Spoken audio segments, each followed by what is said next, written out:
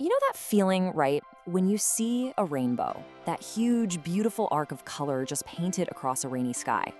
We all point at it, we whip out our phones for a picture, we all see it. Or do we? What if I told you that what you're seeing isn't really there at all? That it's a completely private, personal illusion made just for you? Yeah, I know, that sounds kind of crazy, but this quote, it really nails it. We all think of a rainbow as this big thing up in the sky that we're all looking at together. But the truth? Oh, it is so much stranger and honestly, way more beautiful. What you're seeing is basically an optical phantom. And in this explainer, we're gonna break down exactly how that works. First, before we dive deep into the physics of it all, let's just take a step back. What's amazing is that for as long as people have been around, we've been looking up at these things, these personal illusions, and seeing them as these powerful, unifying symbols. I mean, they feel so real that we've woven them right into the fabric of our oldest, most important stories. And this right here, this captures that idea perfectly. Take Norse mythology, for instance. To them, the rainbow wasn't just, a pretty band of color.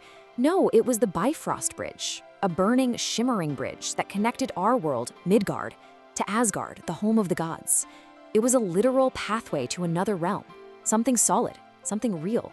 You see this idea just echoing all across the globe. In Abrahamic traditions, it's a sign of a divine promise from God after the Great Flood. For the ancient Greeks, the goddess Iris actually was the rainbow, and she'd carry messages from heaven to earth. In Hindu myth, it's the warbow of the god Indra. In some Aboriginal Australian mythologies, it's a creator serpent. For the Navajo, it's a path for holy spirits. So even though it's an illusion, it has held this incredibly deep, real meaning for pretty much everyone. So how can something be so powerful in our cultures, yet be a total illusion? To figure that out, we have to switch gears, from myth to physics. We gotta look at the exact recipe that nature uses to cook up a rainbow. And you know what? The recipe is surprisingly simple. You only need 3 things. First up, sunlight. It looks white to us, but really it's a cocktail of every color you can imagine.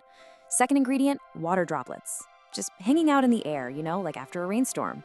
And what's really cool is that thanks to surface tension, these drops are nearly perfect little spheres, which turns every single one into a tiny prism.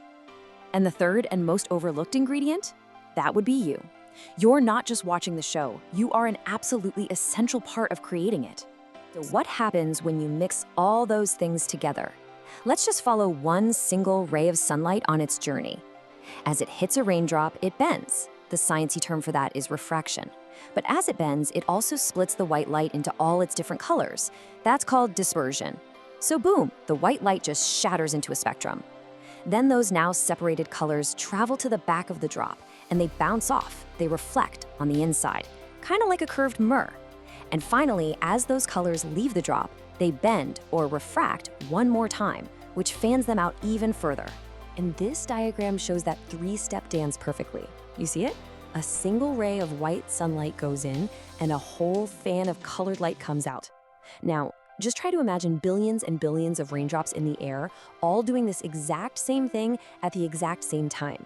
Each one is like a tiny natural projector. But hold on a second. If every single drop is shooting out a full spectrum of color, why isn't the sky just a big, blurry white mess?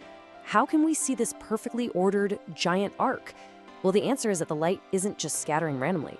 It's all governed by a very, very specific rule of geometry. This is the magic number, 42 degrees. Because of the physics of how light works inside a sphere of water, red light gets focused most intensely at an angle of about 42 degrees from the sun's original path. Violet light, it bends a little more, so its angle is closer to 40 degrees, and every other color is somewhere in between. This isn't just a coincidence. It's a fundamental law of optics. Now, to get how that 42-degree angle makes that perfect arc shape, we need to introduce a new concept, the anti-solar point. And it's pretty much exactly what it sounds like. It's the point in space directly opposite the sun from your specific viewpoint. Think of this point as the invisible center, the anchor point for every single rainbow you will ever see. Here it is. This is the big aha moment. The easiest way to find your anti-solar point? Just look for your own shadow. The center of any rainbow circle is always, with 0 exceptions, the shadow of your own head. So the only red light that can actually reach your eye is coming from all the raindrops that just happen to be in the exact right spot to make a perfect 42-degree angle between the sun, the drop, and your eye. And the center of that whole circle? Yep, the shadow of your head. Okay, so now that we've got the basics down, let's see how this one core idea helps us understand all sorts of other amazing rainbow-related stuff. Have you ever seen a double rainbow? It's incredible, right? Well, that second, fainter arc you sometimes see, it's caused by the exact same principle, but with one little extra step. It's made by sunlight that reflects not once, but twice inside the raindrops before it gets out. That second bounce sends the light out at a wider angle, about 51 degrees, which is why that second rainbow always appears higher in the sky. It's also fainter, which makes sense, right? Because some light gets lost with each reflection. And if you look really close, you'll notice the colors are completely reversed. And that dark patch of sky between the two bows, it even has a name. It's called Alexander's dark band. And it's darker simply because the raindrops in that area are reflecting light away from you, not towards you. Believe it or not, the same physics can happen at night too. It's called a moonbow, or a lunar rainbow. It's created by moonlight bending through water droplets. But because moonlight is way, way fainter than sunlight, our eyes have a really hard time seeing the colors. So they usually just look like these ghostly white arcs. But if you take a long exposure photograph, you can actually reveal the full hidden spectrum of color. So where are the best places to see these things? I mean, a classic sun shower is your best bet, but if you want reliable rainbows, you need to go somewhere with constant mist. Think massive waterfalls. They are some of the most reliable rainbow hotspots on the entire planet because that constant spray gives you the perfect screen of water droplets all day long. Let's circle all the way back. Let's bring all this science back to that startling claim we started with. Why is the rainbow you see completely and totally yours? Well, it's actually pretty simple. No two people can be in the exact same spot at the exact same time. So if you're standing next to your friend, your heads are in different places. That means your anti-solar points are in different places. And that means the cone of light that's entering your eye is coming from a completely different set of raindrops than the one entering your friend's eye. You are literally seeing your rainbow, and they are seeing theirs. It's not a shared object, it's a shared event. Honestly, it gets even weirder. The uniqueness isn't just between you and other people, it's inside you. Your left eye and your right eye, they're a few inches apart, right? So each of your eyes is seeing a slightly different rainbow from a different set of drops. Your brain just seamlessly stitches them together so you don't notice. And on top of that, the light is being filtered through your own unique biology. The exact sensitivity of the color-sensing cells in your eyes, your cone cells, is different from anybody else's.